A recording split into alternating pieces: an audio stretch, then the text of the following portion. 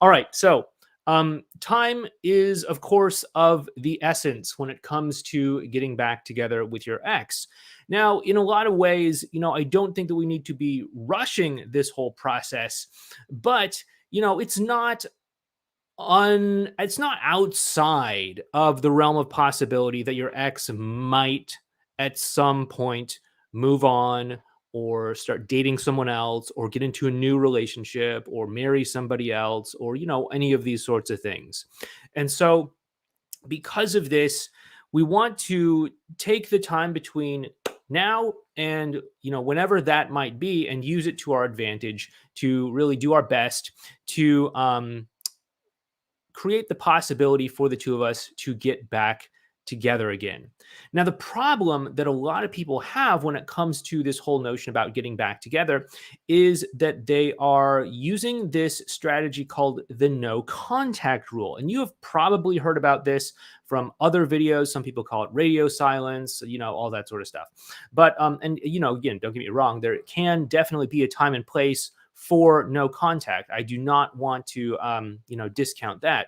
But if you think that no contact is your one tool that you have to do no matter what to get back together with your ex, then you may very well be wasting precious time and actually be allowing them to move on from you in a faster sort of way. After all, obviously, if you are not talking to them or interacting with them for a month or potentially longer, that gives them time to start dating other people, to potentially form a new relationship, etc.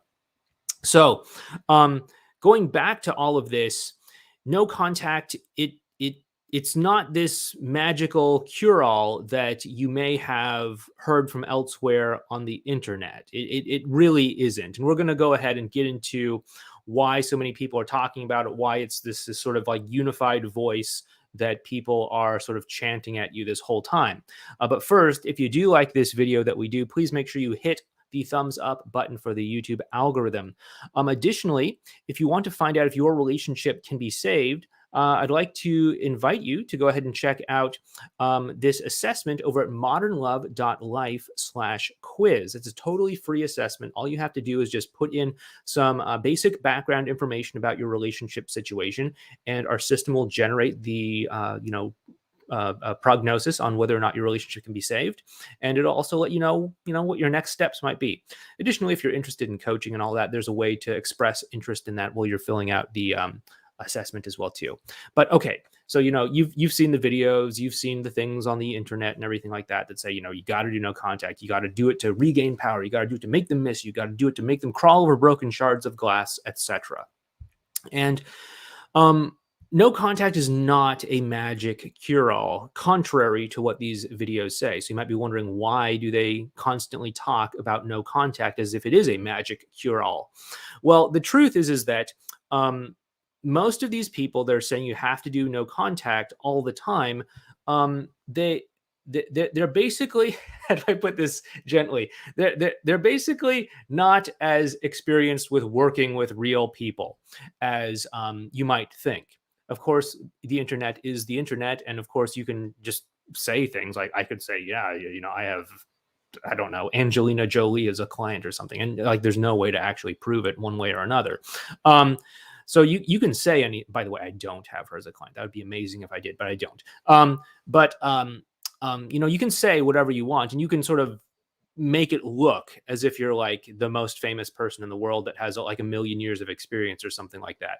I actually have the YouTube track record to show you that I have been doing this for, at least, almost 12 years at this point. I mean, I've been doing it since 2009, but you can go back and look at my embarrassingly old videos and see, wow, this guy was doing this back in 2011.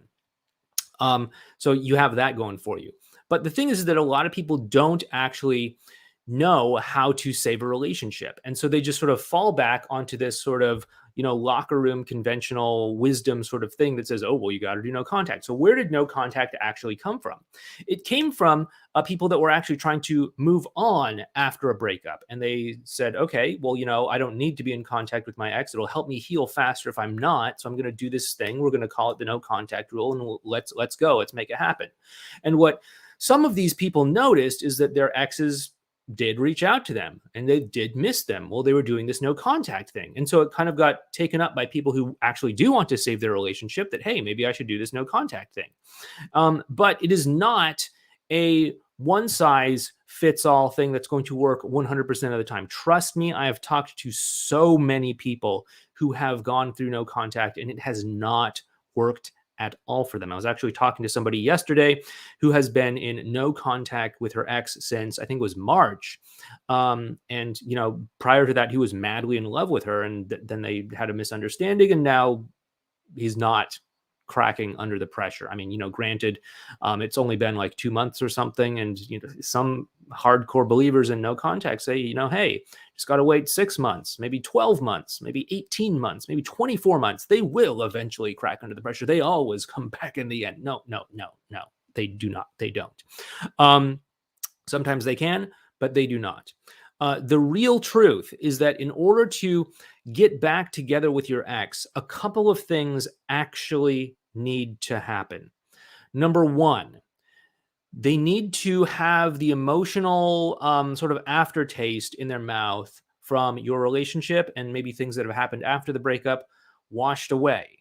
So that is to say, you need to get right with them emotionally. If there's things that you need to apologize for, you need to apologize for those things. If there's things that you need to straighten out in your own life, maybe your priorities, maybe things that you're doing, maybe break some bad habits, etc., then you got to do those things. You have to demonstrate to them that they're not walking back into the same relationship that they walked out of in the first place. Additionally, you also need to obviously get in contact with them. And I mean, I know that this is pretty obvious, but you have, like, if you're not talking to them, you have to start talking to them if the two of you are going to get back together. Most men that I talk to are okay with the idea of initiating contact with their ex. A lot of women who are trying to get back together with their guy sometimes feel uncomfortable doing this because, you're taught, hey, women shouldn't have to initiate things. And although I think that that is a reasonable expectation in a dating context, you have to understand that saving a relationship is not a dating context. It is the act of saving a relationship. That is to say, if your ex is currently of the opinion that I don't want to be with you, you are probably going to have to initiate contact in order to change their mind about that.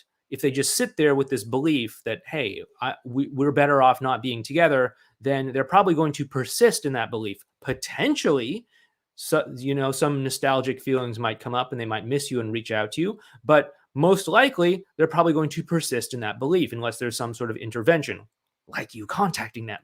And so that's the next thing that needs to happen. After that, you need to connect with them and demonstrate to them that, hey, we actually get along and there's, a good dynamic between the two of us, and maybe it makes sense for us to be together again. This, of course, might take a little bit of time. It can happen pretty quick, but be prepared for it to take a little bit of time.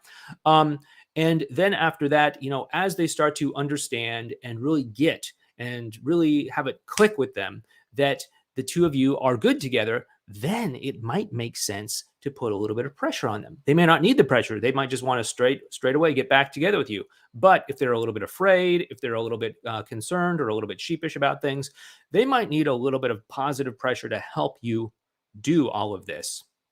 And that's what we've been teaching for, quite a while now. And this doesn't typically involve no contact at all.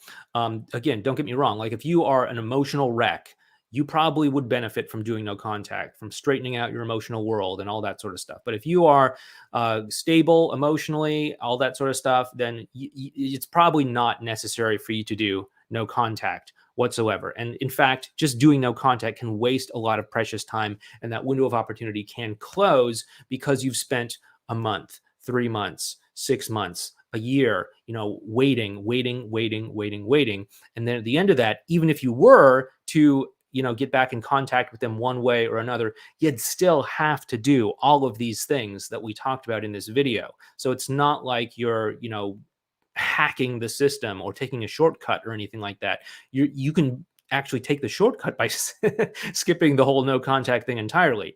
Anyway, up next, I'd really like you to check out this video over here on more of the problems and more of the issues with the no contact rule.